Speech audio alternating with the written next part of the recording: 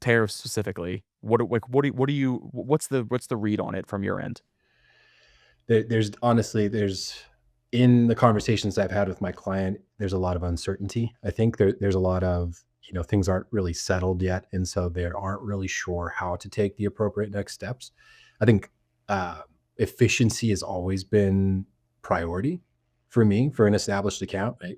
So anytime something threatens that, it is always that's the fire to put out immediately, right? So I think that it varies depending on the category type. I think that it will serve um, some categories very well, right? Like if you have oversaturation in a particular category and the third party sellers that are importing directly from China can't afford to do that anymore, it's only going to help your exposure on the marketplace. It's only going to drive down cost per click, and it's only going to help you do that.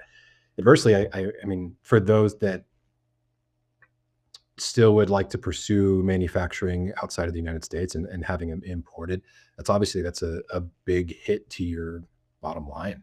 In It definitely plays a role in how my clients recently have been um, strategizing for like PPC, right? They're a little more conservative. They don't necessarily want to push. It changes how they may want to interact with some of these like big marquee events, like Prime Day, for example. Yeah. If you don't have the margins to support it, you can't provide the same discount that you might have previously. So it's definitely it's more again, we're kind of taking it one day at a time. We're seeing where things land, and then obviously I think the manufacturing push from external manufacturers to the US is another big topic, right? Like trying to Yep. find somebody locally that can do it without it hurting margin too much. Right. That can do it without one costing you a fortune, but also, and I hate to say this because I would love to see manufacturing come back to the US a little bit more. But it's just a matter of China has really nailed this over the last, 10, 20 years. They've perfected this model of we can produce a crazy amount in a short amount of time. I'm worried that the US manufacturers might not be able to keep up as much, especially if there's a giant rush. If people are all saying now, okay, cool, these tariffs, I'm not going to import nothing, I'm going to make it all here. Can they keep up with it? And can they keep up with it enough to support, like you said, deals like um, Prime Day and Fall Prime Day? And God forbid Black Friday comes around and we don't have an answer for this yet. Mhm. That could be really bad for everybody. I just saw too, I don't know if you saw this, Amazon Basics is basically shutting down. So Oh, Amazon themselves are basically saying we're not doing this anymore. We're taking that, and that's a huge chunk of their revenue. I have no doubt that that's yeah. a maybe not a huge chunk, but it's a portion of it. I mean, they're taking a loss because they're just saying, we're not gonna do it. We're not gonna put up with China.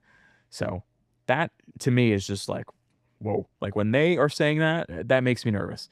Um, Totally. Yeah. so, when Amazon's taking a step back, I mean, imagine the effect this has on this is affecting Amazon this much. Imagine the effect it has on these smaller sellers that are not Amazon, that are tinier. I mean, that is just brutal. That is just really, really brutal, to have to see and have to now deal with as a I can only imagine as a business. So, be very interesting. It definitely puts a little more pressure on an already like stressful situation, right? I don't know that anyone in the Amazon marketplace has exceptional I don't want to say exceptional margins, but I think that everyone that is on there is aware that it costs money to be on the world's largest marketplace, and generally that means that your margins are going to be a little tighter than your like website sales.